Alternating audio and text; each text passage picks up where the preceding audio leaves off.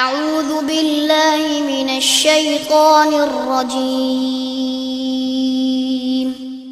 بسم الله الرحمن الرحيم إن الحمد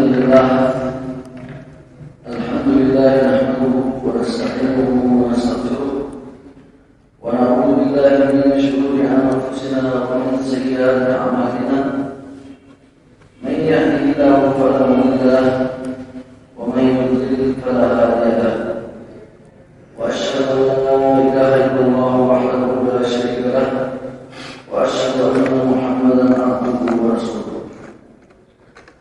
أما بعد، يا أيها الذين آمنوا اتقوا الله حق تقاته ولا تموتن إلا وأنتم مسلمون. يا أيها الناس اتقوا ربكم الذي خلقكم من نفس واحدة وخلق منها زوجها وبث منهما رجالا كثيرا ونساء واتقوا الله الذي تساءلون به والأرحام إن الله كان عليكم رقيبا.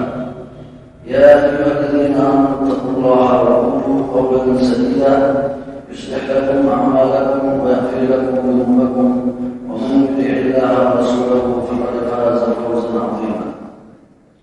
أما بعد، فإن خير الحديث كتاب الله وخير الهدي هدي محمد صلى الله عليه وسلم وشر الأمور محدثاتها وكل محدثة بدعة وكل بدعة ضلالة وكل ضلالة في النار.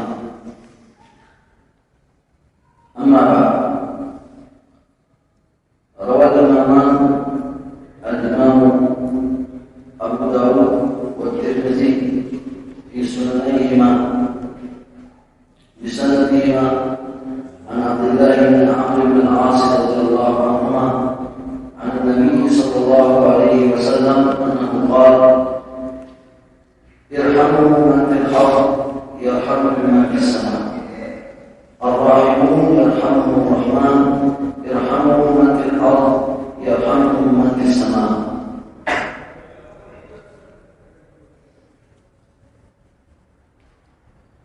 رب اشرح لي صدري ويسر لي أمري واحلل عقدة من لساني يفقهوا قولي.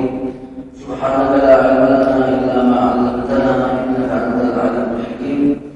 اللهم انفعنا بما علمتنا وعلمنا ما ينفعنا وزدنا علما ينفعنا. اللهم زدنا ولا تنقصنا وأكرمنا ولا تهنا وآتنا ولا تحرمنا وآثرنا ولا تؤثر علينا وارضنا بمنك وكرمك وإحسانك وارض عنا.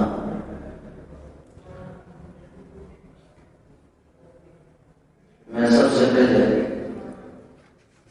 اللہ رب العزت کا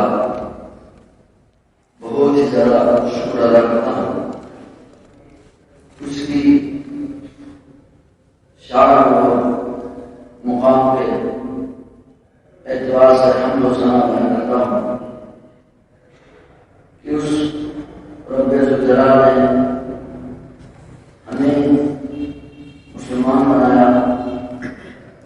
اللہ رب العزت نے اپنے اوپر ایمان لانے کی توفیق فرمائی. پھر اس کے بعد ہمیں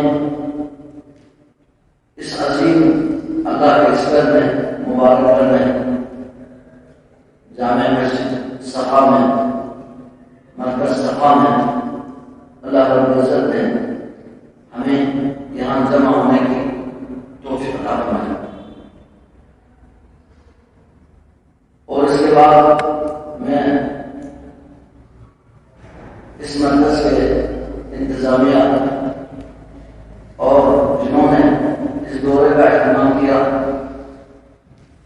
ان سب کا میں خصوصی طور پر شکریہ ادا کرتا ہوں کہ اللہ رب العزت ان کی اس دعوت دین کی رکاوٹوں کو اللہ رب العزت قبول فرمائے اور میں مزید دین کی تبدیل اور دعوت کے لیے اللہ تعالیٰ مزید توفیق عطا فرمائے اور اللہ رب العزت کا قیامت تک اس مرکز کو دعوت توحید اور دعوت سنت کا اللہ تعالیٰ مینار بنائیں اور مرکز بنائیں.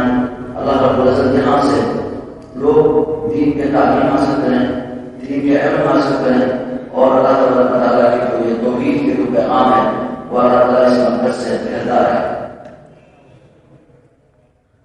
میں خصوصی طور پر ہمارے استاد محترم علامہ ڈاکٹر طارق الرحمان شاہ صاحب کا بھی شکریہ ادا کرتا ہوں اور دعا کروں کہ اللہ رب العزت ان کو جلد از جلد مکمل اللہ تبارک و تعالیٰ صحت عطا فرمائے اور اس مرکز میں جس طرح اپنے سابقہ انداز میں اللہ رب العزت میں مزید دعوت پیش کرنے کی اللہ تعالیٰ انہیں توفیق عطا فرمائے۔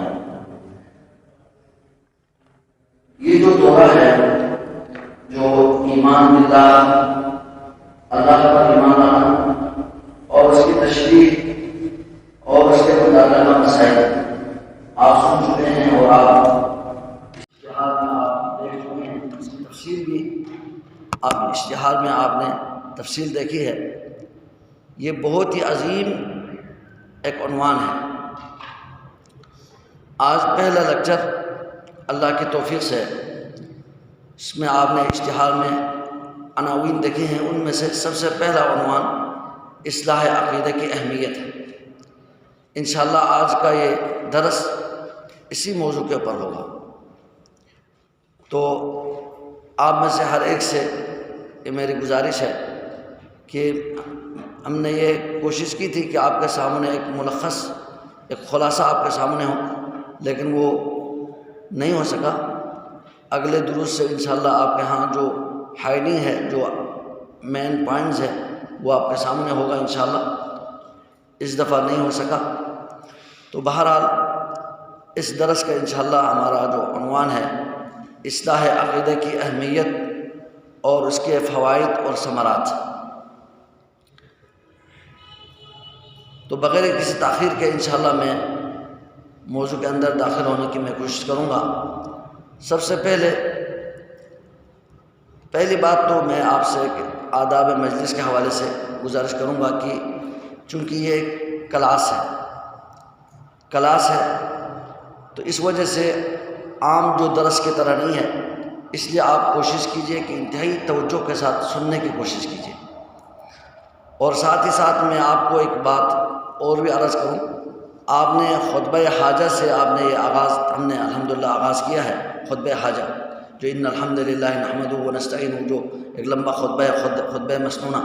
اس میں کے درمیان میں 3 آیتوں کی نبی علیہ السلام تلاوت فرمایا کرتے تھے، اس کو کہتے ہیں خطبہ حاجہ یا خطبہ مسنونہ۔ یہ نبی علیہ السلام اکثر طور پر اپنے خطبات کے آغاز اسی سے کرتے تھے۔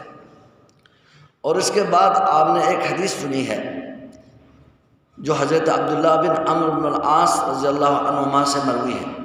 یہ سنن ابی داؤد اور ترمذی میں حسن سند کے ساتھ ہے۔ یہ جو حدیث ہے یہ ایک محدثین کے ایک طریقہ کار ہے، ان کی ایک سنت ہے کہ محدثین کرام رحمہم اللہ کوئی بھی راوی کسی اپنے شیخ سے حدیث سننے کے لیے پہلے جاتے تھے تو یہ حدیث جو اس حوالے سے مشہور ہے کہ یہ مسلسل بالاولیہ ہے، یعنی جتنے روات ہیں ان میں سے ہر ایک نے اپنے شیخ سے پہلی مجلس میں یہ حدیث سنی ہے، پہلی مجلس میں انہوں نے یہ حدیث سنی ہے۔ دروس جب وہ ان کے آغاز کرتے تھے تو وہ یہ حدیث سناتے تھے۔ تو یہ مسلسل بالاولیہ اللہ کے فضل سے میں نے اپنے استاذ پروفیسر ڈاکٹر ضیاء الرحمن اعظمی صاحب، جو بہت ہی ایک عظیم اسکالر تھے اور حدیث میں خاص طور پر بہت ہی عظیم ایک نمایاں ایک شخصیت ہے، وہ 2 سال پہلے فوت ہوئے ہیں، اللہ ان کی مغفرت فرمائے، اللہ تعالیٰ ان کے درجات بلند فرمائے۔ تو وہ ہمیں مدینہ یونیورسٹی میں انہوں نے لیکچر دیتے وقت سب سے پہلے یہ حدیث سنائی، اور وہ کہتے تھے کہ میں نے اپنے شیخ سے پہلی بار یہ حدیث سنی ہے، انہوں کے شیخ نے اپنے شیخ سے، اسی طرح یہ سلسلہ جاری ہے۔ اور یہ سفیان بن عیینہ تک یہ تبع تابعی ہے، وہاں تک یہ سلسلہ جاری ہے، یعنی محدثین میں سے سفیان بن عیینہ تک یہ سلسلہ اللہ کے فضل سے ہم سے ہی لے کر ادھر تک یہ سلسلہ جاری ہے۔ ہر راوی نے، ہر طالب علم نے اپنے استاد سے پہلی بار یہ حدیث سنی ہے، اور یہ حدیث مسلسل بالاولیہ یعنی پہلی بار سننے میں یہ حدیث محدثین کے ہاں مشہور ہے۔ چونکہ آپ کی ایک ہماری ایک کلاس ہے، بہت مبارک کلاس ہے، عقیدہ سے متعلق کلاس ہے، اس لیے میں نے یہ مناسب سمجھا کہ آپ کو پہلی مجلس میں یہ حدیث سناؤں، الراحمون یرحمہم الرحمن، رحم کرنے والے ان پر اللہ تبارک و تعالیٰ ان کے پر رحم کرتے ہیں، اس لیے ارحموا من فی الارض، تم زمین والوں پہ رحم کرو، یرحمکم من فی السماء، اوپر آسمان والے تم پر رحم کریں گے۔ یہ عظیم حدیث ہے۔ تو یہ حدیث ہر طالب علم، ہر راوی اپنے استاد سے پہلی بار انہوں نے سنی ہے، یہ مسلسل بالاولیہ سے مشہور ہے۔ میرے پاس الحمدللہ اس کا اجازہ ہے، یعنی میرے استاد نے یہ فرمایا کہ آپ جب بھی درس دینے، علمی درس دینے تو آغاز اسی سے کریں اور طالب علموں کو اس کا سند دے دیں، اجازت دے دیں، یعنی ہماری جو اجازت انشاءاللہ اللہ کے نبی صلی اللہ علیہ وسلم تک سند ملے گی۔ تو یہ انشاءاللہ دورے کے اختتام پہ جہاں دورے کے سند تقسیم ہوگی انشاءاللہ، تو وہاں مسلسل بالاولیہ کی سند بھی انشاءاللہ آپ کو دی جائے گی انشاءاللہ۔ تو ہمارے جو موضوع ہے، لیکچر کا جو موضوع ہے، اصلاح عقیدہ اور اس کے فوائد اور ثمرات۔ تو اس میں اس آغاز میں مناسب یہ ہے کہ ہم عقیدے سے متعلق کچھ جاننے کی کوشش کریں کہ عقیدہ کسے کہتے ہیں۔ ہم کہتے ہیں ہمارا عقیدہ یہ ہونا چاہیے، تو یہاں ہمارا موضوع ہے اصلاح عقیدہ۔ عقیدہ کسے کہتے ہیں؟ یہ عقیدہ کا لفظ عربی لفظ ہے، عقد یعقد عقدۃ، گرے کو کہتے ہیں، جو مضبوطی سے جو گرہ باندھا جاتا ہے اس گرے کو عربی لفظ میں عقدہ کہتے ہیں۔ عقدہ سے یہ عقیدہ ہے، یعنی کسی ایک مضبوط ایک نظریہ کسی کا ہاں ہو تو اس مضبوط نظریے کو، جو غیر متزلزل جو نظریہ ہے، اس کو عقیدہ کہا جاتا ہے۔ عربی زبان میں ہر یعنی مضبوط اور مربوط چیز، مستحکم چیز، اس کو عقدہ کہتے ہیں، اسی سے یہ لفظ عقیدہ ماخوذ ہے۔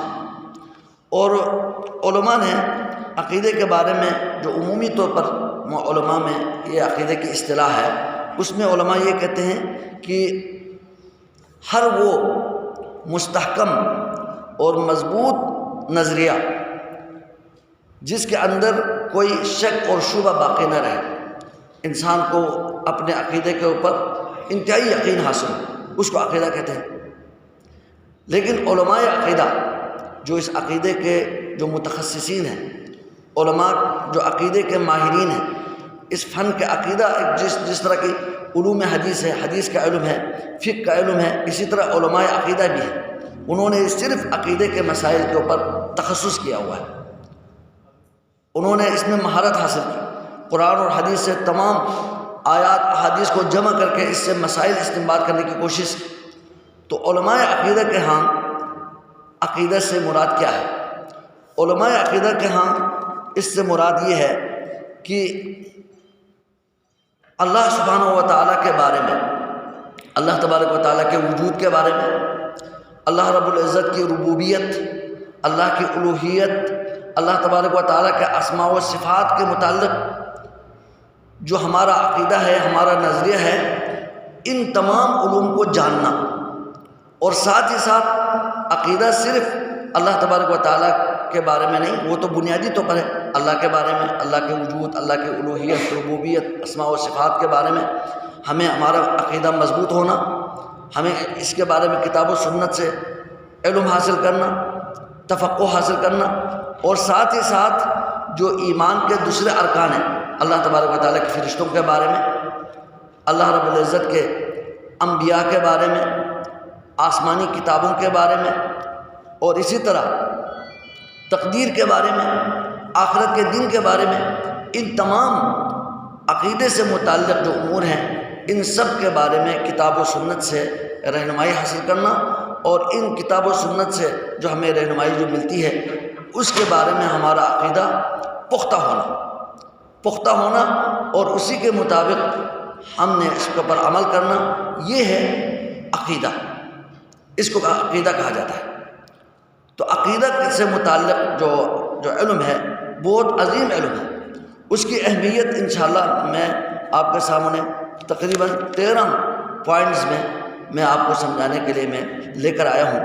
تو سب سے پہلی بات یہ ہے کہ جو عقیدہ کا جو مسائل ہے اس کا سیکھنا اور اس میں تفقہ حاصل کرنا، اس میں محنت کر کے عقائد سے متعلق، ہمارے اللہ سے متعلق، فرشتوں سے متعلق، اللہ کے کتابوں، رسولوں، آخرت کے دن کے بارے میں، اس کے احوال کے بارے میں اور تقدیر کے بارے میں، عقائد کے مسائل کے بارے میں جاننا، یہ بہت ہی عظیم علم ہے۔ یہ علم سب سے عظیم علم ہے۔ تمام علوم سے سب سے عظیم علم اللہ تبارک و تعالیٰ کی ذات کے بارے میں جاننا ہے، اللہ کے اسماء و صفات کے بارے میں جاننا ہے، جو عقیدہ ہے۔ اسی لیے علماء نے اس عقیدے کو الفقہ الاکبر کہا ہے۔ ایک فقہ ہے نا جو ہم کہتے ہیں الفقہ الاسلامی، اسلامی فقہ، جو ہم علماء کے احکام مسائل میں اقوال جاننے کی کوشش کرتے ہیں، پھر اس کے بعد ان کے دلائل جاننے کی کوشش کرتے ہیں، پھر سنت سے متعلق نبی علیہ السلام کا جو فرمان احکام مسائل میں، عبادات میں، نماز، زکوٰۃ، حج میں، یہ جو فقہ ہے اس کو عام علماء کہتے ہیں، فقہ کہتے ہیں۔ لیکن جو عقیدے سے متعلق جو مسائل ہیں، عقیدے سے متعلق جاننا، یہ کیا ہے؟ الفقہ الاکبر ہے۔ ایک کتاب امام ابو حنیفہ رحمۃ اللہ علیہ کی طرف منسوب ہے، اس کتاب کا امام ابو حنیفہ نے نام رکھا ہے الفقہ الاکبر۔ اور الفقہ الاکبر میں امام ابو حنیفہ رحمہ اللہ نے اس میں عقائد سے متعلق مسائل جمع کیا ہے، عقائد سے متعلق مسائل جمع کیا ہے۔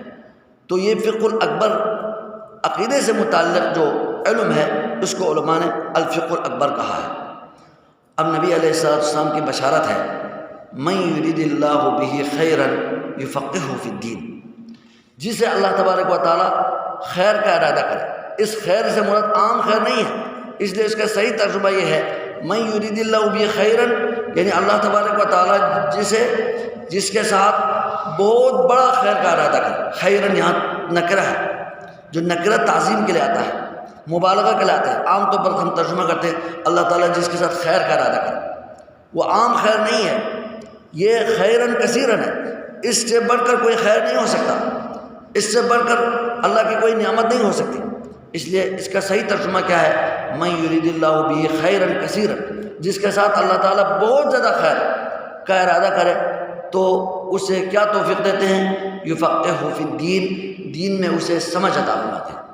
جو فقہ فی الدین ہے، دین میں جو سمجھ ہے، وہ جو فقہ جو کہا ہے نبی علیہ السلام نے، وہ اس میں سے سب سے جو بڑا فقہ ہے وہ فقہ الاکبر ہے۔ وہ کیا ہے؟ عقائد کے مسائل۔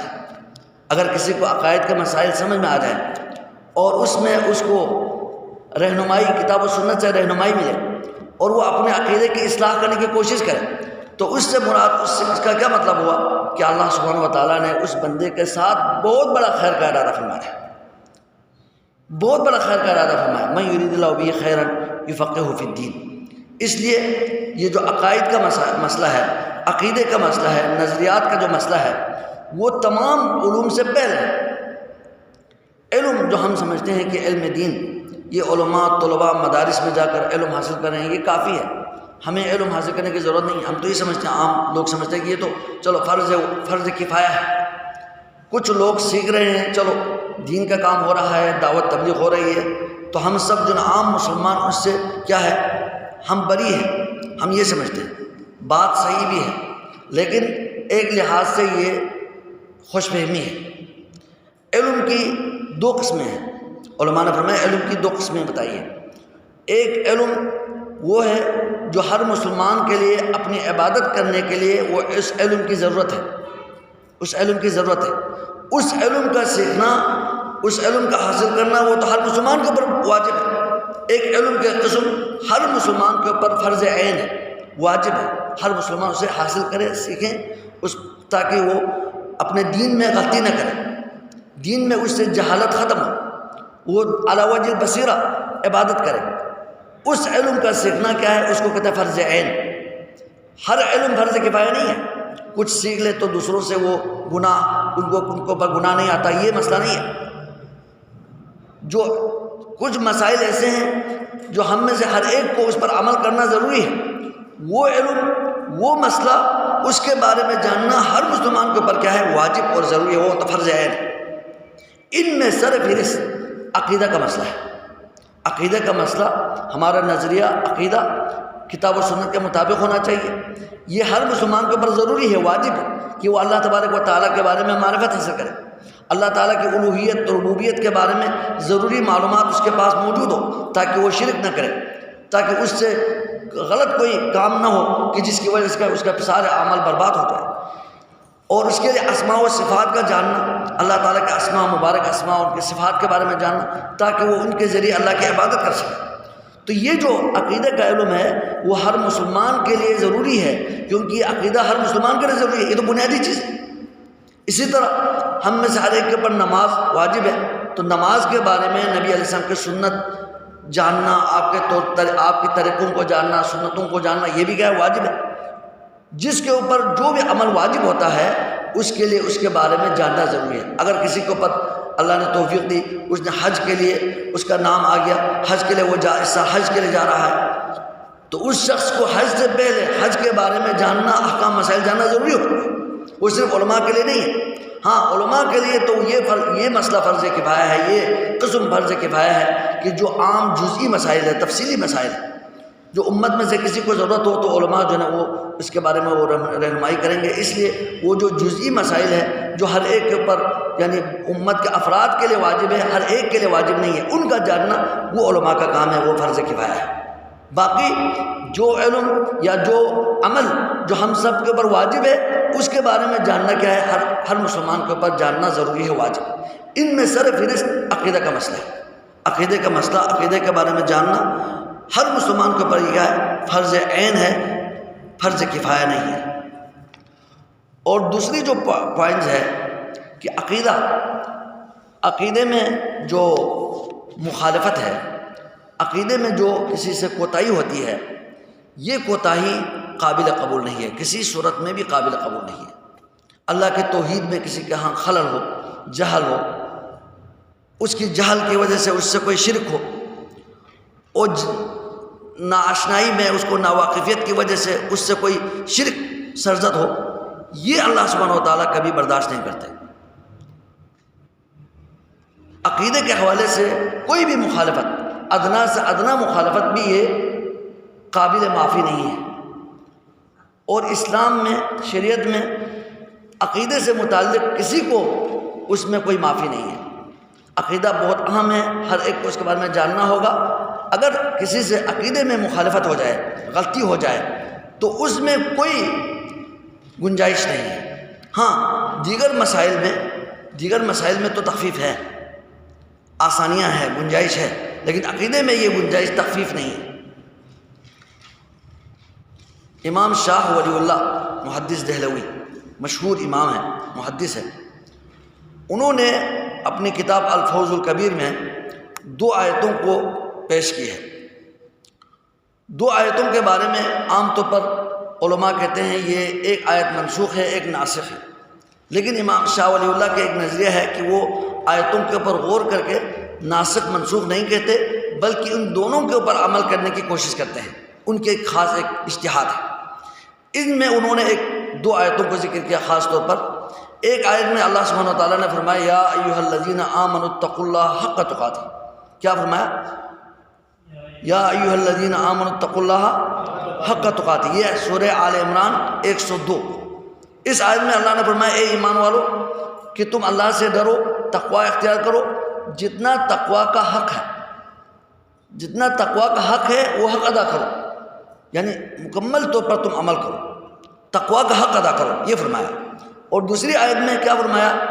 فاتقوا اللہ ما استطعتم، فاتقوا اللہ ما استطعتم، یہ سورہ تغابن 16 نمبر ہے۔ اس میں اللہ نے فرمایا کہ تم اپنے استطاعت کے مطابق تقوی اختیار کرو، اپنے طاقت کے مطابق اختیار کرو۔ پہلے آیت میں کیا فرمایا؟ تقوی کا حق ادا کرو، ہماری استطاعت کو نہیں دیکھنا، ہمیں طاقت ہے یا نہیں ہے یہ الگ مسئلہ ہے، لیکن اللہ نے جو فرمایا ہے اس پر کسی صورت میں عمل پیرا ہونا ہے۔ اور دوسری آیت میں کیا فرمایا؟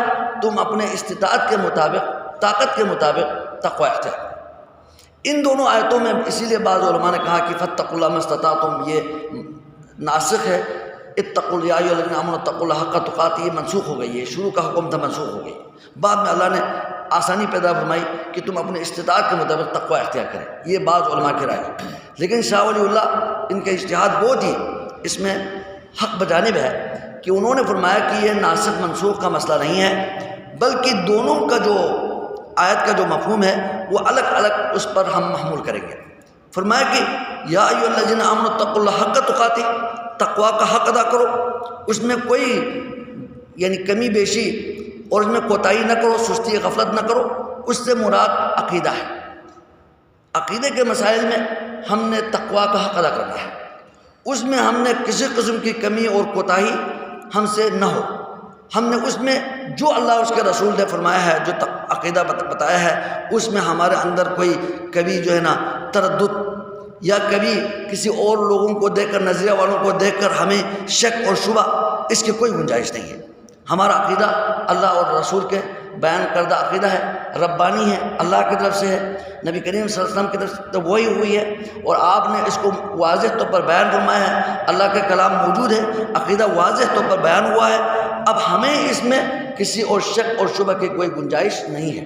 اس میں عقیدے میں فاتقوا اللہ اتقوا اللہ حق تقاتہ، اس میں کوئی گنجائش نہیں ہے۔ تقوی کا حق ادا کرو، جتنا اللہ رسول کے جو فرمان ہے اسی کے مطابق عقیدہ رکھنا ہے۔ یہ عقائد کے عموم میں ہے، یہ اس آیت کو ہم معمول کرتے ہیں۔ اور جو دوسری آیت ہے فاتقوا اللہ ما استطعتم، استطاعت کے مطابق تقوی اختیار کرو، یہ باقی عبادات ہے۔ باقی عبادات میں اللہ کی طرف سے تخفیف ہے، یہ موجود ہے۔ نماز ہم پڑھتے ہیں، اگر کوئی نماز ہر مسلمان کا پر فرض ہے، اگر پھر سب سے پہلے طہارت ضروری ہے، وضو کر کے، پانی سے وضو کر کے، غسل کسی کو واجب ہو غسل کرے، پھر وضو کرے، پھر نماز پڑھے، یہ ہے نا اصل حکم یہ ہے۔ لیکن شریعت میں تخفیف ہے، اگر کہیں کسی کو پانی نہ ملے تو پھر تیمم ہے، تخفیف ہے۔ کوئی مریض اس طرح ہے کہ وہ پانی سے وضو نہیں کر سکتا تو پھر اس کے لیے بھی تیمم جائز ہے، تخفیف ہے۔ فاتقوا اللہ ما استطعتم، تو وہاں یہ نہیں ہے کہ تم نے کسی صورت میں پانی سے غسل کرنا ہے۔ کسی کو جو نا وہ بسترے سے وہ اٹھ نہیں سکتا، وہ کس طرح وضو کرے؟ وہاں اجازت ہے کہ فاتقوا اللہ ما استطعتم، آپ کو اپنے اختیار طاقت کے مطابق آپ عمل کریں۔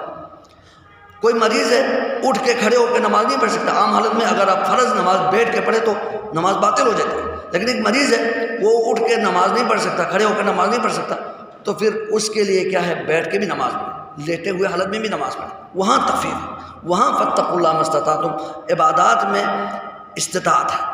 باقی یا ایھا الذین آمنوا اتقوا الحق تقاتہ سے مراد کیا ہے، اس میں ہم نے تقوی کا حق ادا کرنا ہے، اس میں کوئی تخفیف اور غفلت، سستی، کمی، کوتاہی یہ کسی صورت میں کیا ہے، قابل قبول نہیں ہے۔ اور تیسرے پوائنٹس یہ ہے کہ ہمیں معلوم ہونا چاہیے کہ اللہ سبحانہ و تعالیٰ نے اس کائنات کو کیوں پیدا فرمایا، آسمانوں کو اور زمین کو، اور اس کے اندر جو جتنے نظام ہیں، اللہ تعالیٰ کی عجیب قدرتوں کے جو مظہر ہیں، دن ہے، رات ہے، اللہ کے عظیم جو نشانیاں ہیں، اور اس مخلوق کو، ان تمام مخلوق کو اللہ نے کیوں پیدا فرمائی، اس کی کیا وجہ ہے؟ اس کی اصل وجہ یہ ہے کہ اللہ تبارک و تعالیٰ نے آسمانوں اور زمین کو پیدا فرمایا، اور اس میں نظام کو اللہ تعالیٰ نے شروع سے لے کر اللہ نے چلایا۔ اس تمام مخلوق کے جو پیدا کرنے کی وجہ، اس کے اصل فلسفہ اور حکمت کیا ہے، اللہ کی توحید سمجھانا مقصود ہے۔ یعنی اس تمام کائنات کی جو تخلیق کا مقصد کیا ہے، وہ توحید ہے، وہ عقیدہ ہے، وہ ایمان ہے، تاکہ ہم اللہ کو پہچانیں، اللہ کو پہچانیں۔ اللہ کو پہچاننے کے لیے، اللہ کی توحید کے لیے، اللہ پہ ایمان لانے کے لیے، اللہ کی معرفت کے لیے اللہ سبحانہ و تعالیٰ نے یہ ساری کائنات، اس کی تخلیق فرمائی ہے۔ اس کی جو دلیل ہے سورۃ الطلاق آیت نمبر 12، اس میں اللہ سبحانہ و تعالیٰ فرماتے ہیں اللہ الذی خلق سبع سماوات، اللہ رب العزت وہ عظیم رب ہے جس نے 7 آسمان پیدا فرمایا، وَمِنَ الْأَرْضِ مِثْلَهُنَّ، اسی طرح زمین میں بھی 7 طبقے ہیں، اسی طرح کے 7 ہیں، يَتَنَزَّلُ الْأَمْرُ بَيْنَهُمْ، ان کے درمیان اللہ کا حکم نازل ہوتا رہتا ہے، اللہ کا آرڈر، اللہ تعالیٰ کے اپنے حکم کے مطابق جو نا یہ نظام چل رہا ہے۔ یہ کیوں؟ یہاں سوال ہے کہ اللہ تعالیٰ نے آسمانوں اور زمین کو پیدا فرمایا اور اس میں سارے نظام چلایا، یہ کیوں ہے؟ کیوں پیدا فرمایا؟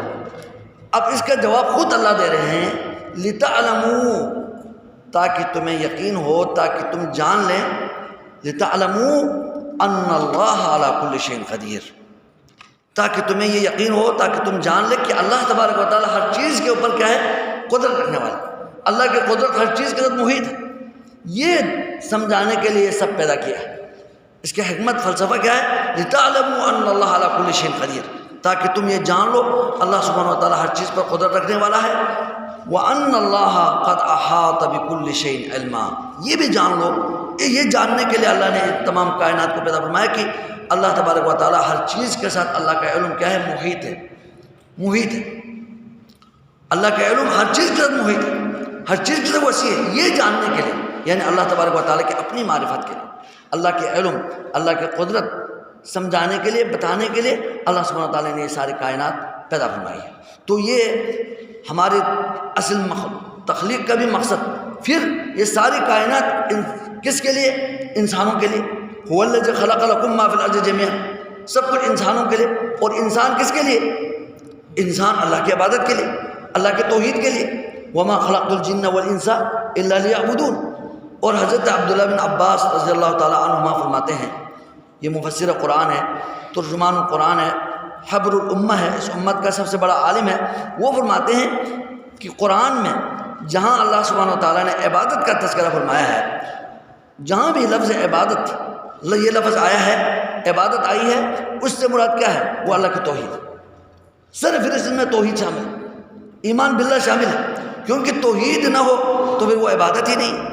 توحید عبادت میں بنیادی شرط کیا ہے؟ توحید ہے، عقیدہ کی اصلاح۔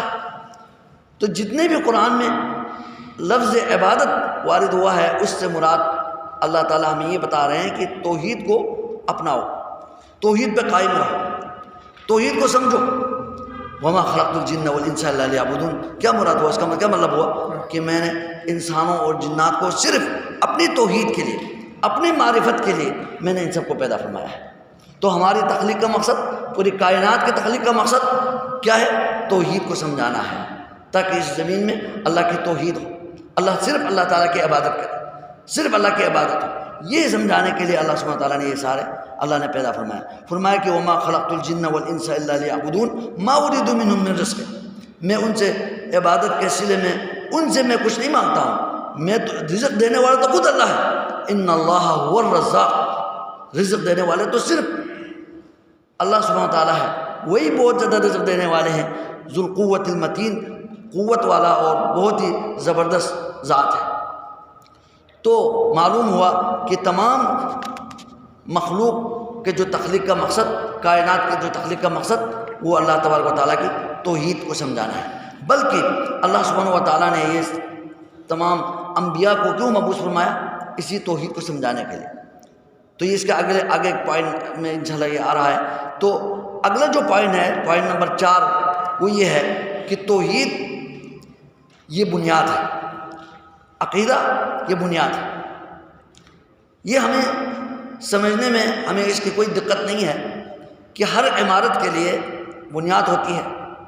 اگر کوئی کسی عمارت کی بنیاد کو اگر مضبوط کرے، اس میں وہ خرچ کرے، اس کو مضبوط کرے، تو جتنے آپ اس کے اوپر عمارت چڑھاتے جائیں، اس کے جو فلورز بناتے جائیں، منزل بناتے جائیں، وہ اس آدمی کے لیے فائدہ مند ہے، مفید ہے، اور اس کی عمارت مضبوط ہوگی، کیونکہ اس نے سب سے پہلے بنیاد کو مضبوط کیا ہے، تو اس کے لیے فائدہ ہوگا۔ لیکن اگر کوئی شخص کوئی عمارت بنائے اور اس کی جو بنیاد کو ایسے ہی چھوڑ دیں، اس پر کوئی خرچ نہ کرے، پھر وہ آگے اوپر بنانا چاہیں، تو پھر کیا ہوگا؟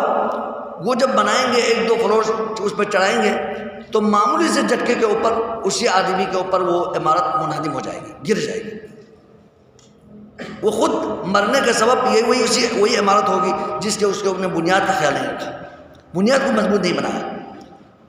اسی طرح عقیدہ، یہ اسلام اور یہ دین، یہ بھی ایک عمارت ہے، یہ ایک روحانی عبادت ہے، عمارت ہے۔ اس عمارت کی جو بنیاد کیا ہے؟ وہ عقیدہ ہے۔ اگر اس عقیدے کو مضبوط کریں، اگر کسی کا عقیدہ مضبوط ہو اور درست ہو، کتاب و سنت کے مطابق ہو، تو پھر باقی جو جتنے اعمال کرتے جائیں اس کے لیے مفید ہے، فائدہ مند ہے۔ اگر عقیدہ درست نہیں ہے، عقیدے میں خلل ہے، شرک ہے، خرافات ہے، تو پھر وہ جتنے بھی عمل کرے وہ سب کیا ہے؟ رائگان ہے۔ عاملۃ ناصبہ، بہت سارے عمل کرنے والے، اپنے آپ کو تھکانے والے، اس کا حشر کیا ہوگا، کل اس کا انجام کیا ہوگا؟ تسلا نارن حامیہ، جہنم رسید ہوگی۔ اس کی وجہ کیا ہے؟ انہوں نے اپنے عقیدے کے بارے میں کوئی فکر نہیں کی، عقیدے کو انہوں نے کمزور چھوڑا، اس لیے وہ عمارت منہدم ہو گئی اور وہ تباہی کا سبب بنا۔ تو عقیدہ یہ ہمارے دین کا جو کیا ہے؟ بنیاد ہے۔ اس لیے اللہ سبحانہ وتعالیٰ نے اسی کی طرف اشارہ فرمایا، سورہ توبہ 109 میں فرمایا افمن اسس بنیانہ علی تقوی من اللہ ورضوان خیر ام من اسس بنیانہ علی شفا جرف ہار فانہار به فی نار جہنم۔ کتنے وضاحت کے ساتھ فرمایا، کیا وہ شخص جو اپنی عمارت کی بنیاد وہ رکھتا ہے تقوی پر رکھتا ہے، ورضوان، اور اللہ کی رضا کے لیے، یعنی جو بھی عمل کرتا ہے اس کی بنیاد یہ ہے کہ وہ اسے عقیدہ یہ ہے کہ اس سے اللہ راضی ہو، تقوی کی بنیاد پر وہ عمل کرتا ہے، خیر، وہ بہتر ہے، یا امن اسس بنیانہ، یا وہ شخص، دوسرا شخص جو اپنی عمارت کے جو بنیاد کس پہ رکھتا ہے؟ علی شفا جرف ہار، ایک گھاٹی کے اوپر، وہ گھاٹی ایک وادی ہے، اس کے نیچے سے پانی چل رہا ہے، دریا بہہ رہا ہے، اور وہ جو وادی کے جو کنارہ ہے وہ کچی مٹی ہے۔ اب وہ دریا سے پانی بہتا جائے گا تو وہ جو ہے نا وہ مٹی بھی جو ہے نا وہ ادھر جو کنارہ بھی گرتا جائے گا۔ اب کوئی بیوقوف شخص جا کر اس کنارے پہ جس کے نیچے سے نہر ہے اور وہ مٹی بھی کیا ہے؟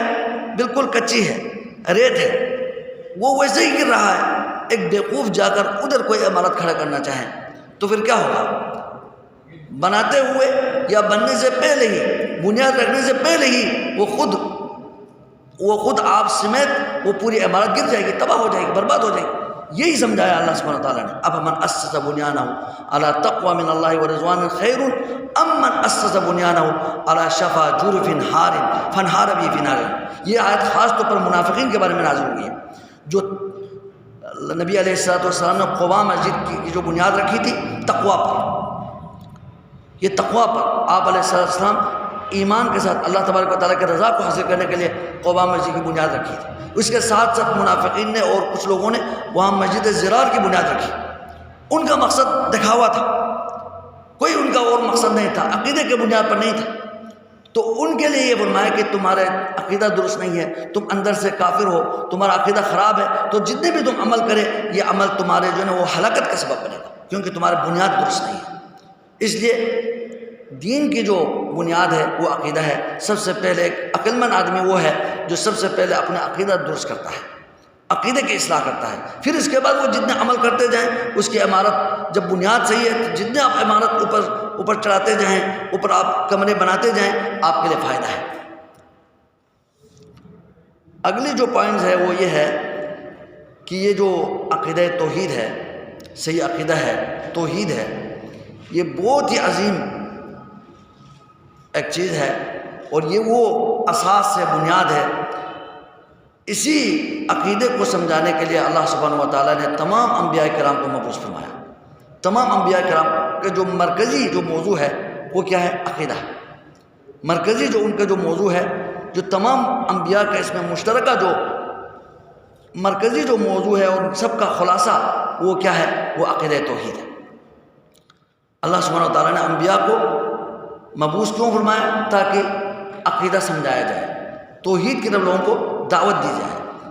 اللہ سبحانہ تعالیٰ نے اس حقیقت کو، اس مسئلے کو بہت سارے آیتوں میں بیان فرمایا ہے کہ ان میں سے اجمالی طور پر سورہ نحل میں آیت نمبر 36 میں فرمایا کہ وَلَقَدْ بَعَثْنَا فِي كُلِّ أُمَّةٍ رَسُولًا، یقیناً تحقیق ہم نے ہر امت میں رسول مبعوث فرمایا، اور ان تمام رسولوں کو کیا حکم دیا؟ ان اعبدوا اللہ، کہ تم صرف اللہ کی عبادت کرو۔ یہ دعوت پہنچانے کے لیے، یہ پھیلانے کے لیے، ان اعبدوا اللہ، اللہ کی توحید سمجھانے کے لیے، وَاجْتَنِبُوا الطَّاغُوتَ، طاغوت سے، غیر اللہ سے مکمل اجتناب کیا جائے، صرف اللہ کی عبادت کرے، یہ سمجھانے کے لیے تمام انبیاء کرام کو مبعوث فرمایا۔ سب کو یہی حکم ہوا کہ سب سے پہلے دعوت توحید کو پھیلانا ہے، دعوت توحید کو پہنچانا ہے۔ اسی طرح دوسری آیت میں سورہ انبیاء آیت نمبر 25 میں فرمایا وما ارسلنا من قبلک من رسول الا نوحی الیہ، ہم نے کوئی بھی رسول مبعوث نہیں فرمایا مگر ہم نے ان کی طرف یہی وحی کی ان لا الہ الا انا، میرے علاوہ کوئی معبود برحق نہیں، عبادت کے لائق نہیں، فاعبدون یعنی صرف اور صرف میری ہی عبادت کرو۔ یہی سمجھانے کے لیے اللہ تعالیٰ نے تمام انبیاء کرام کو مبعوث فرمایا، بلکہ انبیاء کرام کا جو دعوت کا یہ مرکزی موضوع بھی ہے اور یہ نقطۂ آغاز بھی ہے، آغاز ہی انہوں نے اسی سے کیا۔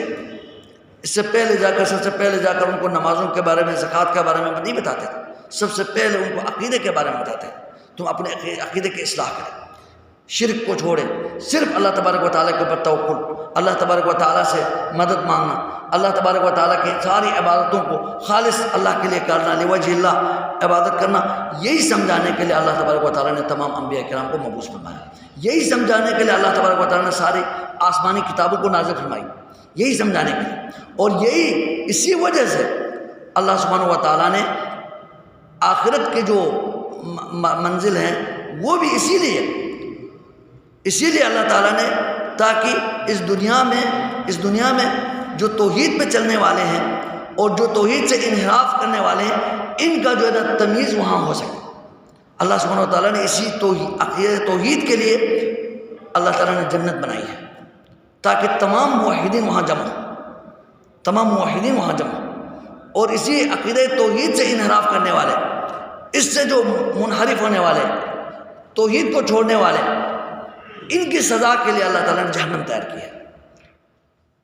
اسی لیے اللہ سبحانہ وتعالیٰ نے فرمایا انہ من یشرک باللہ فقد حرم اللہ علیہ الجنہ، جو شرک کرے گا اس کے اوپر جنت حرام ہے، یہ ہمیشہ کے لیے وہ جہنم میں رہے گا، جہنم ان کے لیے، تاکہ جو شرک کرنے والے وہ ان کا ٹھکانہ ہو جہنم، اور جو توحید ہو، جس کے دل میں توحید ہے، اگر عقیدہ توحید ہے تو اللہ تبارک و تعالیٰ ان کو اگرچہ ان کے گناہوں کی وجہ سے اگرچہ جہنم میں کچھ عرصے کے لیے جہنم میں وہ ڈالا بھی جائیں تو آخر کار موحد جنت میں ہی جائے گا، اس کا ٹھکانہ کیا ہے؟ جنت ہے۔ تو جنت بھی اللہ نے اس لیے توحید کے لیے تیار کی ہے، اور جہنم اللہ تعالیٰ نے اس توحید سے انحراف کرنے والے، مخالفت کرنے والے، توحید سے ہٹنے والے، ان کے لیے جہنم تیار کر رکھی ہے۔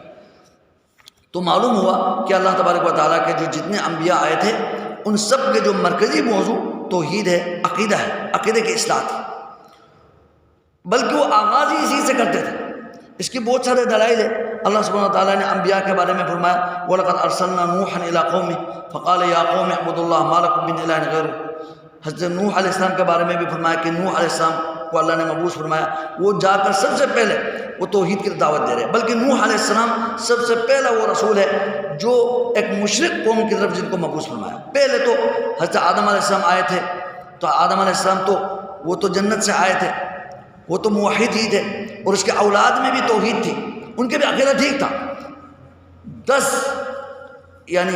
صدی یعنی 1000 سال گزرنے کے بعد شیطان نے وسوسہ ڈالا، لوگوں کے عقیدے کو خراب کیا۔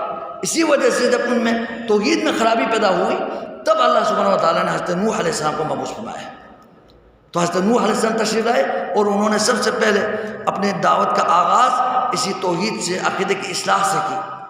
اسی طرح وَإِلَىٰ عَادٍ أَخَاهُمْ هُودًا قَالَ يَا قَوْمِ اعْبُدُوا اللَّهَ مَا لَكُم مِّنْ إِلَٰهٍ غَيْرُهُ۔ سورہ اعراف میں ہے یہ سارے آیتیں۔ سورہ اعراف میں ہود علیہ السلام نے بھی اپنے دعوت کا آغاز اسی توحید سے کی۔ اسی طرح صالح علیہ السلام وَإِلَىٰ ثَمُودَ أَخَاهُمْ صَالِحًا قَالَ يَا قَوْمِ اعْبُدُوا اللَّهَ مَا لَكُم مِّنْ إِلَٰهٍ غَيْرُهُ۔ اسی طرح حضرت شعیب علیہ السلام مدین کی طرف ان کو مبعوث فرمایا تھا وَإِلَىٰ مَدْيَنَ أَخَاهُمْ شُعَيْبًا قَالَ يَا قَوْمِ اعْبُدُوا اللَّهَ مَا لَكُم مِّنْ إِلَٰهٍ غَيْرُهُ۔ اور آخر میں ہمارے نبی کریم صلی اللہ علیہ وسلم تشریف لائے، اور آپ علیہ السلام جب آئے تھے اس وقت مشرکین مکہ میں یا وہاں مکہ میں عرب میں شرک عام ہو چکا تھا، اسی وجہ سے آپ علیہ السلام کو مبعوث فرمایا، اور آپ علیہ السلام نے اپنے قوم کو، اپنے قبیلوں کو، قریش کو، بنو ہاشم کو، سب کو اکٹھے کیا، صفا پہاڑی پہ اکٹھے کیا۔ وہاں اکٹھے کرنے کے بعد آپ علیہ السلام نے سب سے جو دعوت کا آغاز کس سے کیا؟ اسی توحید سے۔ یا ایھا الناس قولوا لا الہ الا اللہ تفلحوا، قولوا لا الہ الا اللہ تملک العرب والعجم، تم لا الہ الا اللہ کہو، توحید کی طرف آؤ، توحید کو اپناؤ، اللہ کے علاوہ ساری طاقتوں کو جھٹلاؤ، ان کو جو نا ان کو چھوڑو، صرف اللہ کی عبادت کی طرف آؤ۔ اگر تم آؤ گے تو تم کامیاب ہو جاؤ گے، بلکہ تم دنیا میں بھی عرب اور عجم کے بادشاہ بنو گے، بادشاہ بنو گے۔ تو انہوں نے اس کو تسلیم نہیں کیا، تو اس وجہ سے ان کے حشر تاریخ میں معروف ہے۔ اور آپ علیہ السلام کا بھی منہج یہی تھا کہ جب آپ علیہ السلام کسی کو داعی بنا کے بیچتے تھے تو آپ علیہ السلام صحابہ کرام کو جب مبعوث کرتے تھے، آگے بیچتے تھے، تو سب سے جو نقطہ آغاز کے بارے میں آپ ان کو حکم دیتے تھے کہ سب سے پہلے آپ نے کیا کرنا ہے، توحید سے ہی آغاز کرنا ہے، نمازوں سے نہیں، زکوٰۃ سے نہیں، روزوں سے نہیں، باقی عبادات کے حوالے سے نہیں، بلکہ ان کو تاکید کرتے تھے کہ تمہارے یعنی دعوت کا جو نقطہ ہے، نقطہ آغاز ہے، وہ توحید ہونی چاہیے۔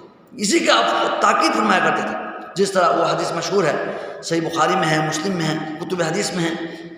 حضرت معاذ رضی اللہ تعالیٰ عنہ کو جب آپ نے یمن میں مبعوث فرمایا، اس کو داعی بنا کر، امیر بنا کر وہاں بھیجا، تو اس وقت آپ ان کو جاتے جاتے ان کو نصیحت کر رہے تھے، تو آپ نے فرمایا فَلْيَكُنْ أَوَّلَ مَا تَدْعُونَ، یہ لفظ اول، سب سے پہلی دعوت آپ کی توحید ہونی چاہیے، شہادت اللہ الہ الا اللہ وان محمد رسول اللہ، توحید اور رسالت۔ اگر اس بات کے اوپر آ جائیں، اس کو سمجھ لیں، تو پھر فَإِنْهُمْ أَطَاعُوا لِذَلِكَ، اگر اس کو بات کو تسلیم کریں، آپ کے اطاعت کریں، یہ سمجھ میں آ جائیں، تو پھر آگے نماز کے بارے میں آپ نے بتانا ہے۔ تو سب سے پہلے نقطہ آغاز کیا ہے؟ توحید ہے۔ تو اس سے توحید کے مسئلے کی یعنی اہمیت واضح ہوتی ہے۔ بلکہ جو اگلے جو پوائنٹ یہ ہے کہ سب سے پہلے جو مکلف کے اوپر، ایک انسان کے اوپر جو واجب ہوتا ہے، وہ عقیدہ ہے، عقیدے کی اصلاح سب سے پہلے۔ ویسے تو اللہ کی توفیق سے، اللہ کے فضل سے، جو مسلمان کے ہاں جو بچہ پیدا ہوتا ہے نا، وہ تو بلکہ سارے بچے جو دنیا میں پیدا ہوتے ہیں نا، وہ توحید پر ہی پیدا ہوتے ہیں۔ کل مولود یولد علی الفطرہ، اسلام پر، توحید پر پیدا ہوتا ہے۔ لیکن بعد میں جب بچہ وہ سن تمیز پہ پہنچ جاتا ہے، وہ جب پہچاننا شروع کرتا ہے، تو پھر وہ اس کے والدین سے وہ متاثر ہو جاتا ہے۔ والدین اگر یہودی ہے تو وہ یہودی ہو جاتا ہے، عیسائی ہے تو عیسائی ہو جاتا ہے، مشرک ہے تو مشرک ہو جاتا ہے۔ فَأَبْوَاهُ يُهَوِّدَانِ أَوْ يُنَصِّرَانِ، ہوتا پہلے پیدا ہوتا ہے توحید پر، اور اس کے ماحول سے خراب کر دیتا ہے۔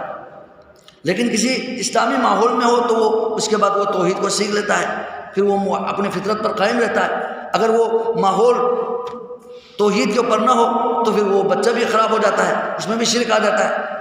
تو سب سے پہلا جو واجب جو ہوتا ہے، اگر کوئی منحرف ہو جائے، توحید سے وہ ہٹ جائے، تو کوئی مسلمان ہونا چاہے تو پھر سب سے پہلے ہم نے اس سے کیا سکھانا ہے؟ سب سے پہلے شہادتین، اشہد ان لا الہ الا اللہ و اشہد ان محمد عبدہ و رسول، لا الہ الا اللہ محمد رسول، یہ پڑھے گا، توحید کو توحید کا اقرار کرے گا، تب جا کے وہ مسلمان ہوگا۔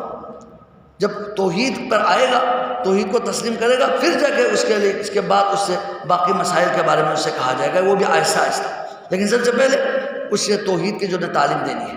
سب سے پہلا واجب جو مکلف کے اوپر واجب ہوتا ہے وہ کیا ہے؟ توحید ہے۔ اور یہ ضروری ہے کہ وہ توحید پر قائم رہے، اور اس کے آخری اختتام بھی توحید پر ہونی چاہیے، اختتام بھی اس کے استقامت سے رہے۔ یہی اسی لیے شاہ ولی اللہ کے جو اجتہاد ہے نا، بہت ہی قوی ہے۔ اس لیے وہ فرماتے ہیں یا ایھا الذین آمنوا اتقوا اللہ حق تقاتہ، توحید کو اختیار کرو۔ پھر آگے کیا فرمایا؟ ولا تموتن الا وانتم مسلمون، اسلام کے حالت میں توحید پر ہی موت واقع ہونی چاہیے۔ اس لیے ایک بہت بڑی خوشخبری ہے کہ اگر کوئی خوش قسمت فوت ہوتے وقت اس کے آخری جو کلمات اگر وہ لا الہ الا اللہ ہو، من کان آخر کلامہ لا الہ الا اللہ، اس کے آخری جاتے جاتے وہ لا الہ الا اللہ پڑھ کے جائے تو دخل الجنہ، وہ جنت میں جائے گا۔ تو توحید سب سے پہلا کام توحید ہے، اور سب سے آخری کام بھی کیا ہے؟ توحید ہی ہے۔ اس لیے اس توحید سے بڑھ کر کوئی عظیم علم نہیں ہے۔ اسی طرح جو عقیدے کا جو علم ہے اور ایمان کے جو مسائل ہے، یہ سب سے افضل ترین علم ہے، کیونکہ ہر علم کی جو ہمیں اگر اس کی فضیلت، اس کے مقام کا اگر ہمیں معلوم کرنا چاہیں تو پھر اس کے جو متعلق، یہ علم کس کے متعلق ہے، اس سے پتہ چلے گا۔ اب توحید اور عقیدے کا جو علم ہے اس کے جو متعلق ہے، وہ اس کے متعلق کا موضوع ہے، وہ موضوع کیا ہے؟ وہ اللہ ہے، اللہ رب العزت کی جو ذات ہے، اللہ کی الوہیت ہے، ربوبیت ہے، اسماء و صفات ہے۔ تو اللہ سبحانہ و تعالیٰ کی ذات سے بڑھ کر کوئی ہے؟ اللہ کے اسماء و صفات سے بڑھ کر کوئی ہے؟ اللہ تعالیٰ کی الوہیت، ربوبیت، اللہ کے افعال سے بڑھ کر کوئی کسی کے عظمت والی کوئی چیز ہے؟ نہیں ہے۔ تو اس سے معلوم ہوا کہ توحید کا جو علم کا تعلق اللہ کے ذات سے ہے، اس لیے سب سے عظیم علم ہے، سب سے عظیم علم۔ قرآن مجید، فرقان حمید، یہ اللہ رب العزت کا ایک بہت بڑا معجزہ ہے اور تا قیامت تک ہدایت کا سر چشمہ ہے، ہدایت اسی میں ہے۔ بلکہ قرآن مجید سے بڑھ کر اس دنیا میں کوئی نعمت نہیں ہے، قرآن مجید سے بڑھ کر اس دنیا میں کوئی نعمت نہیں ہے۔ کوئی بھی سمجھتا ہے کہ میں جو ہے نا میرے پاس نعمت ہے، میں بہت ترقی کر رہا ہوں، جتنے بھی سمجھیں وہ ترقی نہیں کر رہا، وہ تنزل کے شکار ہو رہا ہے۔ اگر قرآن کو چھوڑے تو قرآن کو چھوڑ کر دنیا کی طرف جا رہا ہے، وہ تنزل کا شکار ہو رہا ہے، وہ ترقی نہیں کر رہا۔ سب سے عظیم نعمت کیا ہے؟ قرآن پاک ہے۔ یا ایھا الناس قد جاءتکم موعظۃ من ربکم وشفاء لما فی الصدور وہدی ورحمۃ للمؤمنین قل بفضل اللہ وبرحمتہ فبذلک فلیفرحوا هو خیر مما یجمعون۔ اللہ نے فرمایا سب سے بہترین جو لوگ جمع کر رہے ہیں، دنیا کما رہے ہیں، ان میں سے سب سے بہترین نعمت، سب سے عظیم نعمت قرآن پاک کی نعمت ہے، قرآن پاک کی نعمت ہے۔ تو قرآن پاک سے بڑھ کر کوئی نعمت نہیں ہے اس دنیا میں۔ ایک گارنٹی کے ساتھ، چیلنج کے ساتھ میں کہتا ہوں، علماء کہتے ہیں کہ اس روئے زمین میں سب سے عظیم نعمت قرآن پاک ہے۔ جو ہمارے پاس جو نعمتیں ہیں، چیزیں ہیں، سب سے مقدس، سب سے شریف چیز، عظیم چیز قرآن ہے۔ کیونکہ یہ جو ساری چیزیں جو ہمیں نظر آ رہی ہیں نا اس دنیا میں، وہ سب اللہ کی مخلوق ہے، لیکن یہ قرآن اللہ کی مخلوق نہیں، اللہ کی صفت ہے جو ہمارے پاس ہے، اللہ کا کلام ہے، اللہ کا کلام ہے۔ تو اللہ کی ایک صفت ہمارے پاس موجود ہے، اللہ کا کلام موجود ہے۔ تو اس سے بڑھ کر کوئی مقدس، محترم کوئی چیز ہو سکتی ہے، قیمتی ہو سکتی ہے؟ نہیں ہو سکتی۔ تو قرآن پاک کو اللہ تعالیٰ نے اتنے عظیم کیوں بنایا؟ کیونکہ قرآن پاک کا، علماء کہتے ہیں، حافظ ابن قیم وغیرہ کی تحقیق ہے، وہ کہتے ہیں کہ قرآن پاک کا جو رئیسی جو موضوع ہے، مرکزی موضوع ہے، وہ توحید ہے، عقیدہ ہے، صحیح عقیدے کی اصلاح۔ بلکہ کہتے ہیں جتنے موضوعات ہیں اس کا تعلق اسی توحید سے۔ قرآن پاک میں کیا ہے؟ یا تو اللہ سبحانہ تعالیٰ نے اپنا تعارف کیا ہے، اللہ نے اپنے الوہیت، ربوبیت، اسماء و صفات وغیرہ بیان فرمایا ہے، یہ موجود ہے۔ ہر مسئلہ مسائل کے بھی، آپ کوئی بھی قرآن، نماز کے مسئلہ ہے یا کوئی زکوٰۃ کے مسئلہ ہے، حدود کے مسئلہ ہے، اس کے آخر میں جائیں نا، آخر میں اس آیت کے آخر میں جائیں تو اکثر آیتوں میں اللہ تبارک و تعالیٰ اپنے اسماء و صفات کے تعارف کراتے ہیں۔ والسارق والسارقۃ فاقطعوا ایدیہما جزاء بما کسبا نکالا من اللہ واللہ عزیز حکیم۔ چور کے ہاتھ کاٹو، مرد ہو عورت ہو، اس کے ہاتھ کاٹو، یہ اللہ کی طرف سے ان کے لیے ایک عبرت ہے، سزا ہے۔ پھر آخر میں کیا فرمایا؟ واللہ عزیز حکیم۔ اللہ تعالیٰ نے اس حکم کو کیوں نافذ کرنے کا حکم دیا؟ کیونکہ اللہ تعالیٰ غالب ذات ہے۔ اللہ چاہتے ہیں کہ اللہ کا نظام اس دنیا میں نافذ ہو، اللہ کے دین پر لوگ چلے، کیونکہ اللہ غالب ذات ہے۔ اللہ اپنے حکم کو، اپنے دین کو غالب رہنا چاہتے ہیں، کیونکہ وہ اللہ عزیز حکیم، اور حکیم بھی ہے، حکمت والا بھی، بہت زیادہ حکمت والا ہے۔ اللہ تعالیٰ چاہتے ہیں کہ اللہ کے ہر فعل میں، ہر حکم میں، آرڈر میں حکمت ہے۔ اگر یہ شریعت نافذ ہو اور ایک چور کا ہاتھ کاٹا جائے تو ہمارے معاشروں میں جو ہم شکایتیں کرتے ہیں، ہم پریشان ہیں، یہ سارے بے چینیاں ختم ہو جائیں، امن آیا، امن ہو۔ کوئی دکان میں آپ نماز کے لیے جائیں نا، دکان کھول کے جائے، پرواہ یہ نہ ہو۔ یہ کیوں ہے؟ شریعت کے نفاذ کی وجہ سے۔ حکیم ہے، اللہ تعالیٰ کی حکمت ہے، اللہ سب سے حکیم ذات ہے، اس لیے اللہ تعالیٰ اس نظام کو، اللہ نے اس نظام کو بنایا ہے، اور اس نظام پہ چلے گا تو لوگوں کے لیے دنیا اور آخرت میں انہیں امن اور سکون ملے گا۔ واللہ عزیز الحکیم۔ جو اللہ حکم دیتے ہیں، آرڈر دیتے ہیں، اس میں حکمت ہے اور اس میں بڑے فائدے ہیں، حکیم ہے، کیونکہ اللہ کی طرف سے یہ بتانے کے لیے یہ جو نظام ہے، جو حدود ہیں، اس میں بڑی حکمتیں ہیں، یہ بتانے کے لیے۔ اسی لیے اللہ نے آخر میں، حدود کے بھی آخر میں فرمایا واللہ عزیز الحکیم، اللہ تعالیٰ نے اپنے اسماء و صفات کے تعارف کرا ہے۔ یہ سمجھ میں آ جائے نا تو باقی سارے مسائل سمجھ میں آئے گا۔ تو قرآن پاک کا جو اصل موضوع ہے، شروع سے لے کر آخر تک جو بیان فرمایا ہے، وہ توحید ہے، صحیح عقیدہ ہے۔ اور علماء نے یہ بھی کہا کہ قرآن کا جو دوسرا موضوع عبادات ہے، نماز، روزہ، حج، زکوٰۃ، یہ بھی ہے، ٹھیک ہے یہ۔ اور اسی طرح اس کا ایک دوسرا موضوع قصے ہیں، انبیاء کرام کا قصے ہیں، اور ان کے امتوں کا جو ان کے ساتھ جو انبیاء کے ساتھ جو رویہ تھا وہ بیان ہوا ہے۔ تو یہ بھی توحید سے متعلق ہے، جو انبیاء تھے وہ تو توحید والے تھے، وہی توحید کو سمجھانے کے لیے آئے تھے، اور اس کے ساتھ جو مسلمان تھے انہوں نے قبول کیا، ان کے لیے اللہ تعالیٰ نے اس دنیا میں کیا مقام دیا اور آخرت میں کیا مقام دیا، وہ توحید کے جو جزا ہے۔ اور ان کے جو مخالفین ہیں، جنہوں نے توحید والوں کے ساتھ جنگیں لڑی، مخالفتیں کی، دشمنیاں کی، تو اللہ تبارک و تعالیٰ نے ان کو عبرتناک سزا دی۔ یہ توحید سے ہٹنے والے، ان کے لیے سزا ہے، یہ بھی توحید سے متعلق ہے، جو قصے ہیں وہ بھی توحید سے متعلق ہے۔ اہل توحید کے لیے جزا اور اہل شرک کے لیے، اہل کفر کے لیے ان کی سزا ہے، یہ بھی اس میں یہی عبرت ہے، یہ بھی اس کا تعلق اس کا توحید سے ہوا۔ اسی طرح نماز، زکوٰۃ، باقی جو مسائل ہیں وہ اسی توحید کے تقاضے ہیں، یہ عبادات ہیں، یہ ساری عبادات ہیں جو ہم نے کس کے لیے کرنی ہے؟ وہ اللہ کے لیے کرنی ہے۔ جب تک یہ عبادت اللہ کے لیے نہ کرے، اس میں توحید بنیادی طور پر نہ ہو تو یہ عبادت نہیں ہے۔ تو جتنے بھی موضوع ہے، موضوعات ہیں، قرآن کے موضوعات ہیں، اس کا تعلق توحید سے ہی ہے، توحید ہی سے اس کا تعلق ہے۔ اس لیے قرآن شروع سے لے کر آخر تک اس کے جو مرکزی جو موضوع ہے وہ توحید ہے۔ جتنے بھی مسائل علماء نے اس کو توحید کے ساتھ ملایا ہے، جوڑ دیا ہے۔ اسی طرح قرآن میں اگر ہم دیکھیں، قرآن میں ہم بغور مطالعہ کریں تو قرآن پاک تو مکمل شروع سے لے کر ایک مقدس محترم ہے۔ کوئی بھی ایک آیت پڑھے، اس میں سے ایک حرف پڑھے نا، اس کے لیے اللہ سبحانہ وتعالیٰ 10 نیکی، ایک حرف پڑھے، الف لام میم، یہ 3 حرف ہے، ایک حرف نہیں ہے۔ اللہ کے نبی فرماتے ہیں یہ 3 حرف ہے، 30 نیکیاں ملیں۔ تو سب قرآن شروع سے آخر تک کو جو ہے نا کیا ہے، اجر و ثواب کے باعث ہے، اللہ کے تقرب کا ذریعہ ہے۔ لیکن قرآن کے اندر بھی اللہ سبحانہ تعالیٰ نے کچھ صورتوں، کچھ آیتوں کو بڑی فضیلت دی ہے، زیادہ فضیلت دی ہے، زیادہ اجر و ثواب کا وعدہ فرمایا۔ جن آیتوں کو، جن صورتوں کو زیادہ فضیلت جو اللہ تعالیٰ نے بتائی ہے، اس کی وجہ کیا ہے؟ کیونکہ ان میں خالصتاً توحید کا سبق ہے، توحید کا درس ہے، اس میں اور کوئی مسئلہ مسائل نہیں ہے۔ اللہ نے اپنے بارے میں فرمایا، جو اللہ نے اپنے خالص اپنے بارے میں فرمایا نا، وہ زیادہ اس کی فضیلت ہے۔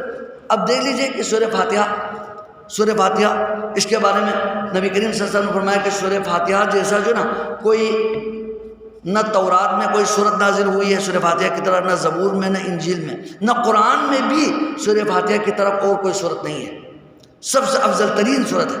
نبی کریم صلی اللہ علیہ وسلم نے ایک صحابی سے، سعید بن معلّہ سے فرمایا، ابو سعید بن معلّہ سے فرمایا کہ میں مسجد سے نکلنے سے پہلے میں سب سے عظیم ترین صورت کے بارے میں بتاؤں گا۔ پھر بعد میں فرمایا کہ سورہ فاتحہ ہے، الحمد شریف ہے، جو ہم ہر نماز میں پڑھتے ہیں۔ سورہ فاتحہ کو اتنی فضیلت کیوں ملی؟ کیونکہ سورہ فاتحہ توحید سے ہی اس کا آغاز ہوتا ہے۔ الحمدللہ رب العالمین، تمام تعریف اللہ کے، حمد سے، رب العالمین جو تمام جہاں والوں کا رب، پروردگار، خالق ہے، رازق ہے، الرحمن الرحیم، کتنی عظیم عظیم صفات ہیں، مالک یوم الدین، پھر ایاک نعبد و ایاک نستعین، توحید۔ بلکہ سورہ فاتحہ پورے قرآن کا خلاصہ ہے، اور سورہ فاتحہ کا خلاصہ ایاک نعبد و ایاک نستعین ہے، ایاک نعبد و ایاک نستعین۔ پھر آگے انہی اہل توحید کے جو راستے پہ چلنے کے لیے، چلانے کے لیے توفیق اللہ سے ہم مانگ رہے ہیں، اہدنا الصراط المستقیم، صراط الذین انعمت علیہم، وہی جو انبیاء ہے، صدیقین ہے، جو توحید پر چلے تھے، غیر المغضوب علیہم ولا الضالین، جو مشرکین ہیں، یہود و نصارہ ہے، جنہوں نے انبیاء کی دعوت کو ٹھکرا کر جو شرک اور کفر کی طرف راستہ اختیار کیا، انہی سے ہم پناہ مانگ رہے ہیں، پوری توحید۔ تو جتنی جو صورتیں ہیں جن میں توحید ہے نا، وہ اس کی زیادہ فضیلت ہے۔ اور اسی طرح دیکھیں آیت الکرسی، آیت الکرسی، اللہ لا الہ الا هو الحی القیوم لا تأخذہ سنۃ ولا نوم، اس آیت کو ایک ترجمہ کے ساتھ، تفسیر کے ساتھ پڑھیے کہ اس آیت کے اندر کیا ہے۔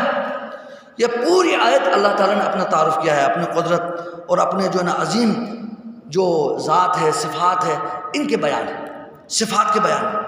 میرا دل چاہتا ہے کہ میں اس آیت الکرسی کی تفسیر کروں۔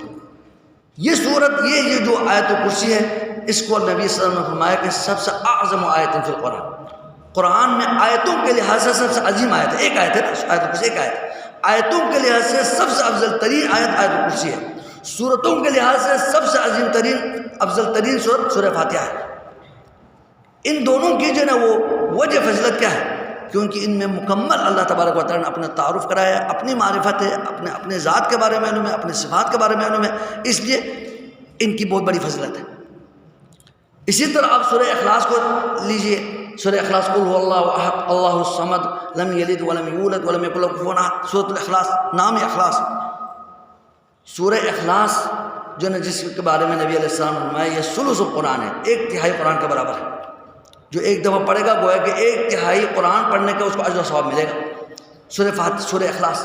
ایک صحابی رضی اللہ عنہ وہ جو ہر نماز میں اپنے قرات کے اختتام میں آخر میں سورہ اخلاص پڑھتے تھے. وہ امام تھے کسی وہاں نبی صلی اللہ علیہ وسلم کے زمانے میں کسی مسجد کا امام تھا, اور وہ ہر قرات کے آخر میں سورہ اخلاص پڑھتے تھے. اور لوگوں نے پیچھے سوال کیا کہ آپ جو ہر سورت کے آخر میں سورہ اخلاص سے اختتام کرتے ہیں, اس کی کیا وجہ ہے, ہمیں یہ پسند نہیں ہے. یعنی ان کو کسی نے اعتراض کیا سوال کیا. اللہ کے نبی کی سنت کے بارے میں پتہ تھا, اللہ کے نبی آخر میں تو نہیں پڑھتے تھے, ایک سورت اختتام کرتے تھے, اس میں آپ صلی اللہ علیہ وسلم کی سنت میں نہیں ہے. سورہ اخلاص بھی پڑھتے تھے لیکن وہ ہر سورت کے آخر میں نہیں پڑھتے تھے. وہ صحابی ہر یعنی قرات کے آخر میں سورہ اخلاص سے وہ اخلاص پڑھ کر رکوع میں جاتے تھے. پھر ایک نے کسی نے اعتراض کیا, سوال کیا, تو پھر اس نے نبی علیہ السلام کے پاس بھی وہ صحابی جا کر انہوں نے وہاں اللہ کے نبی کو فرمایا ہمارے امام صاحب تو ہر قرات کے آخر میں یہ پڑھتا ہے. اس میں خود ان سے بھی کہا, اللہ کے نبی کے پاس بھی جا کر انہوں نے کہا. تو پھر اللہ کے نبی نے فرمایا جا کے پوچھ لو یہ کیوں پڑھتے ہیں. پھر وہ بندہ دوبارہ آیا اور اس امام سے پوچھا کہ آپ کیوں پڑھتے ہیں.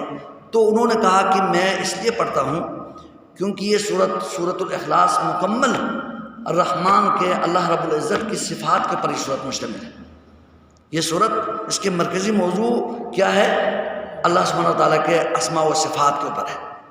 قل هو اللہ احد, اللہ تعالیٰ احد ہے, اکیلا ہے, ہر چیز میں اکیلے ہے, الوہیت میں, ربوبیت میں, اسماء و صفات میں. اللہ الصمد, اللہ تبارک و تعالیٰ بے نیاز ہے, سب کسی کے محتاج ہے, اللہ تعالیٰ کسی کے محتاج نہیں ہے. لم یلد ولم یولد, نہ باپ ہے نہ بیٹے نہ اولاد ہے, ان کی کوئی ضرورت نہیں اللہ تعالیٰ کو. ولم یکن لہ کفوا احد, اللہ تعالیٰ کا کوئی ہمسر کوئی برابر کوئی نہیں ہے, اللہ ہی سب سے عظیم ہے.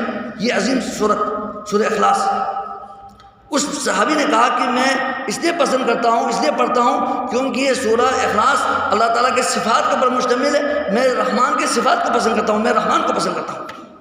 تو وہ صحابی نے جب یہ بتایا, اللہ کے نبی کو یہ بات پہنچائی, تو اللہ کے نبی نے فرمایا کہ جا کے بتاؤ اس بندے کو کہ تو سورہ اللہ تعالیٰ کو رحمان سے محبت کرتے ہیں اس لیے سورہ اخلاص پڑھتے ہیں, اسے خوشخبری دو کہ رحمان اس سے محبت کرتے ہیں. اللہ کے نبی صلی اللہ علیہ وسلم نے انہیں خوشخبری سنائی کہ اللہ سبحانہ و تعالیٰ تجھ سے محبت کرتے ہیں. تو صورتوں کی جو فضیلت کی بھی اگر دیکھیں نا تو وجہ کیا ہے کہ اس صورت میں جو مکمل اس کے جو موضوع ہے وہ توحید کے اوپر, عقیدے کے اوپر ہے. اسی طرح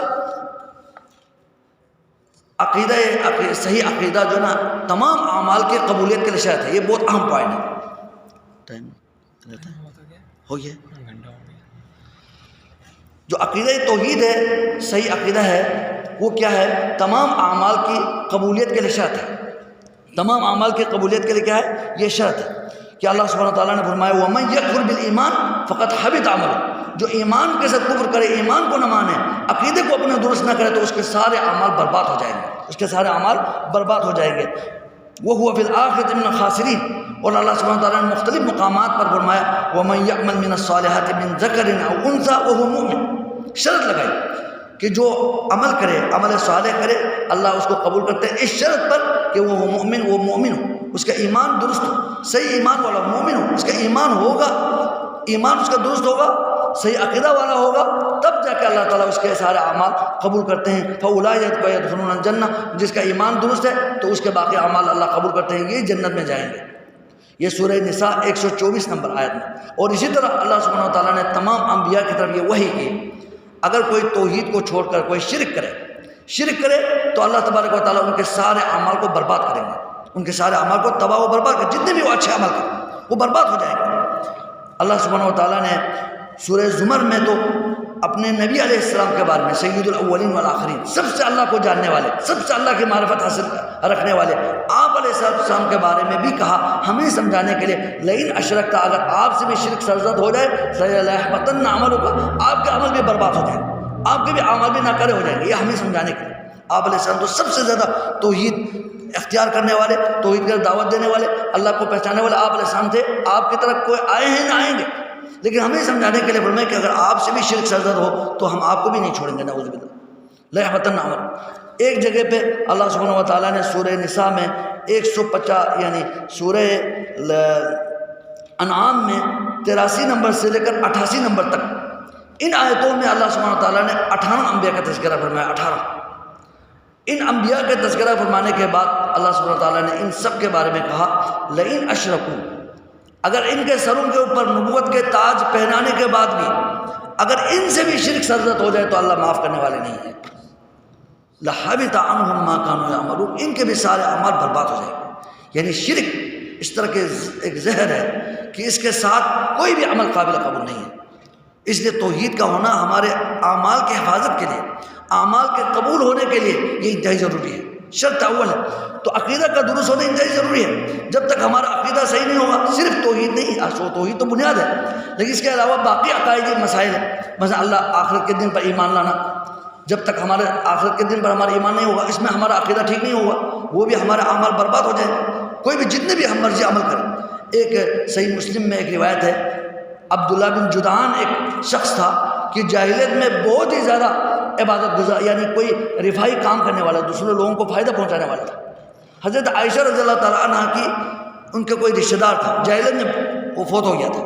تو حضرت عائشہ کی ان کی ایک رشتہ داری تھی، اس لیے انہوں نے عبداللہ بن جدعان کے بارے میں نبی علیہ السلام سے سوال کیا، یا رسول اللہ، ابن جدعان یہ تو بہت ہی بڑا نیک آدمی تھا، بہت لوگوں کے کام آنے والا آدمی تھا، وہ صلہ رحمی کرتا تھا، یصل الرحم، یہ صحیح مسلم ہے، یصل الرحم ویطعم المسکین، مساکین کو کھانا کھلاتے تھے، مہمان نواز تھے، بہت زیادہ لوگوں کو فائدہ پہنچانے والا تھا. اور بعض امام نووی نے یہاں تک فرمایا ہے کہ وہ اس کے پاس وہ لوگوں کے لیے مہمان نواز، اتنے مہمان نواز تھا کہ وہ سب کو کھانا کھلاتا تھا. جو بھی گاؤں میں وہاں لوگ مکہ میں آ جائے نا، سب اس کے مہمان ہوتا تھا. تو انہوں نے ایک برتن خاص طور پر ایک ٹپ رکھا ہوا تھا کہ وہ کہتے ہیں اس میں تو یہاں تک کہا کہ وہ سیڑھیوں سے اوپر چڑھتے تھے، ادھر سے مہمانوں کو کھانا دیتے تھے. اتنے بہت بڑا اس نے ٹپ رکھا ہوا تھا، سب کو کھلاتے تھے، بہت بڑا مہمان نواز. اس شخص کے بارے میں کہا کہ حضرت عائشہ نے سوال کیا، یا رسول اللہ، کیا ابن جدعان کو جو اس کی نیکیاں ہیں، دنیا میں اس نے نیکیاں کی ہے، لوگوں کو کھلایا پلایا، بہت زیادہ اس نے خیر کا کام کیا، کیا یہ کل قیامت کے اس کو فائدہ ہوگا؟ تو اللہ کے نبی نے کیا فرمایا؟ کوئی فائدہ نہیں ہوگا اس کو.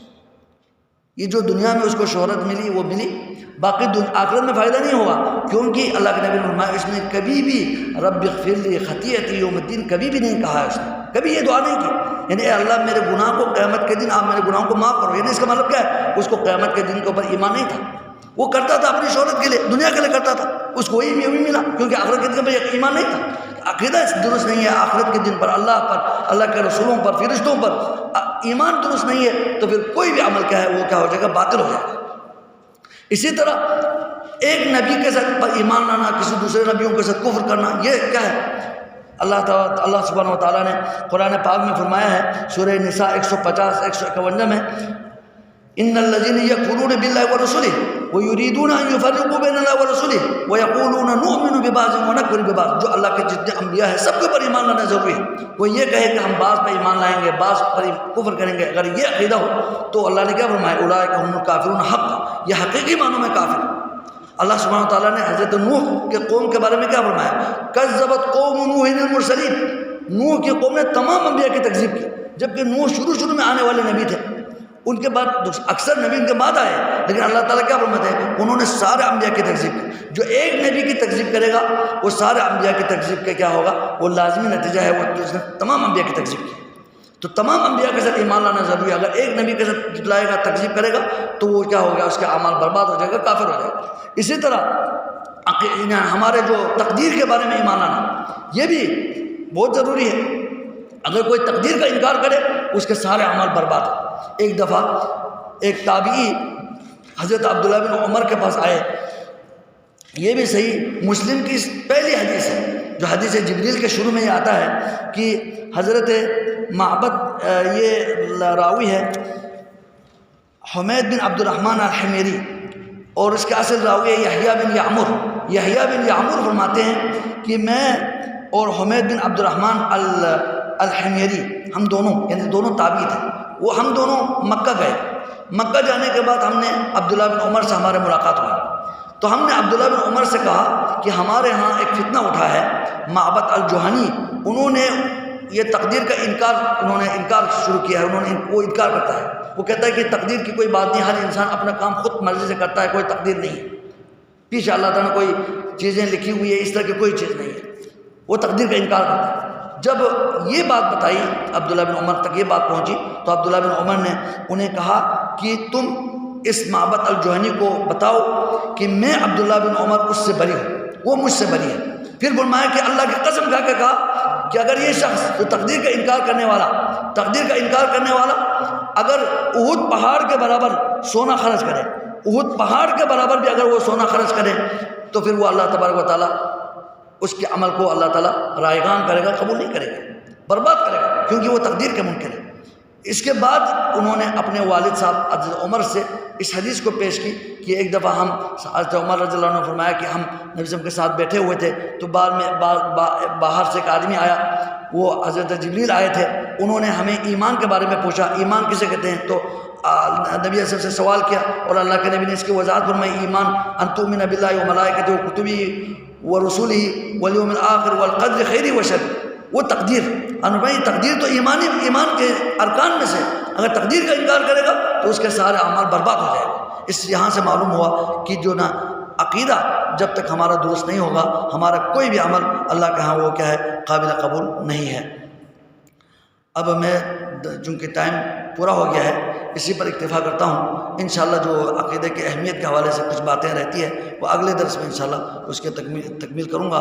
اللہ سبحانہ و تعالیٰ سے دعا ہے کہ اللہ سبحانہ و تعالیٰ ہم سب کو یہاں آنا ہمارا اللہ تبارک و تعالیٰ قبول فرمائیں، اور اللہ تبارک و تعالیٰ جو ہم نے یہاں جو کچھ سنا ہے اس پر عمل کرنے کی، اس عقیدے کو اپنانے کی اور دوسروں تک اس کو پھیلانے کی اللہ سبحانہ و تعالیٰ ہم سب کو توفیق عطا فرمائیں۔ اللہ رب العزت ہمیں صحیح عقیدہ اور اس سے اللہ تبارک و تعالیٰ ہمیں مالا مال فرمائیں، اور اس کو اپنانے کے اللہ تعالیٰ ہمیں توفیق عطا فرمائیں۔ تمام مسلمانوں کو اس صحیح عقیدے کی طرف آنے کی اور اس عقیدے پہ اکٹھے ہونے کی اللہ تعالیٰ ہم سب کو توفیق عطا فرمائیں۔ وآخر دعوانا ان الحمد للہ رب العالمین۔